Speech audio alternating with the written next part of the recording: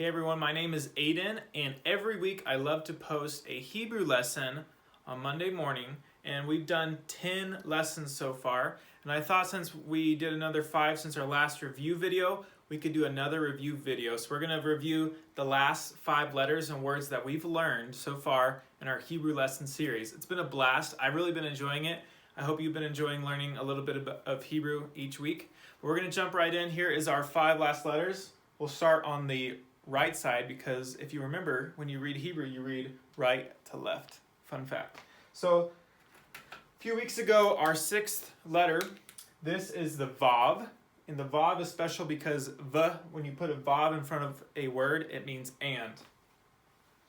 And the word that we learned was this.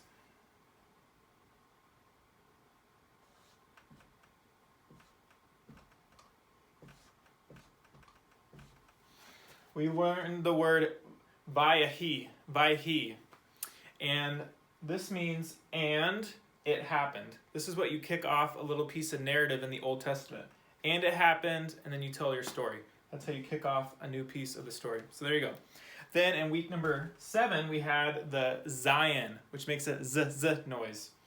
And our word was this. It was a verb. It was a verb that was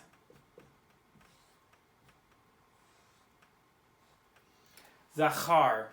That middle letter has a noise. Zachar.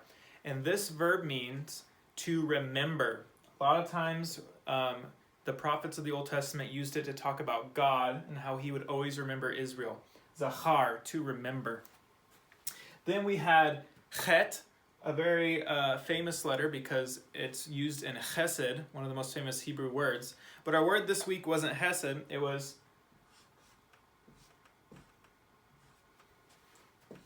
this was our 8th week. This was chai. It's kind of like saying hi, but with that noise. Chai. And chai means life. And then if you make it plural, chaim means lifetime. Pretty interesting. We see that a lot. Then we had the tet.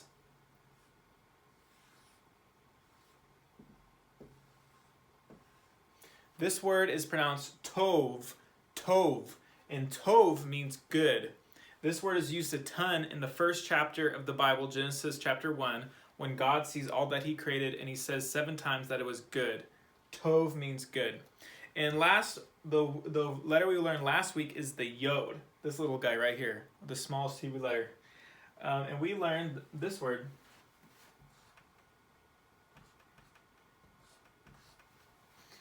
We learned Yod. Yod means hand.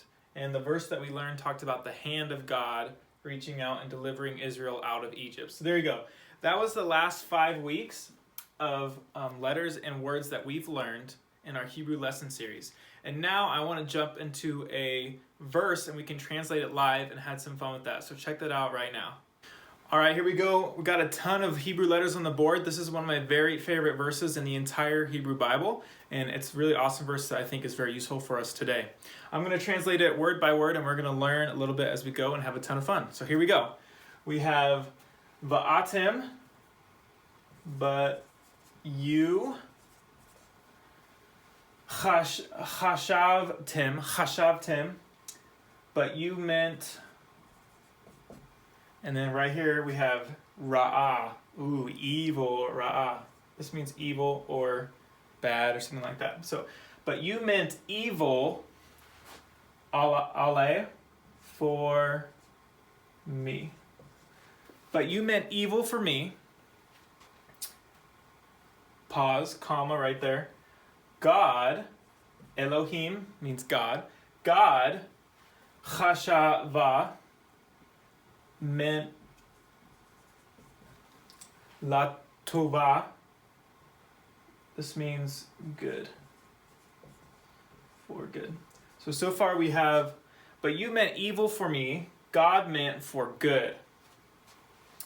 Or what you meant evil for me, God meant for good. Lema'an,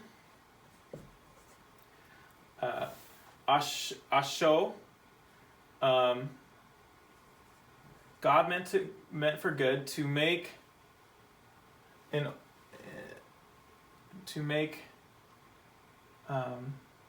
happen kayom, this day. This day. So, there we go. God meant for good to make happen this day to, let's see, we got lahachoit, that's one that's hard to say, to save people, Rav, many. Okay, this kind of looks jumbled, but that's what Hebrew is. Sometimes the word order can be confusing, but let's put it all together. But what you meant evil for me, God meant for good. In order to make happen this day, so many people would be saved. What is this verse? This is Genesis 50:20. And some of you might recognize this is at the end of Joseph's life. He's recounting everything that's happened to him, both the good and bad. And even though he's had some ups and downs, and his brothers meant evil for him when they sold him into slavery, God used that for good. God meant it for good because Joseph helped save many, many people during the famine that struck Egypt and the neighboring areas. So God saved many people through Joseph. Even though his brothers meant evil for him, God meant it for good. So there you go, Genesis 50:20. You can check it out in English and see how it all flows together. But here it is broken down in Hebrew. I hope you enjoyed that. Thanks for watching.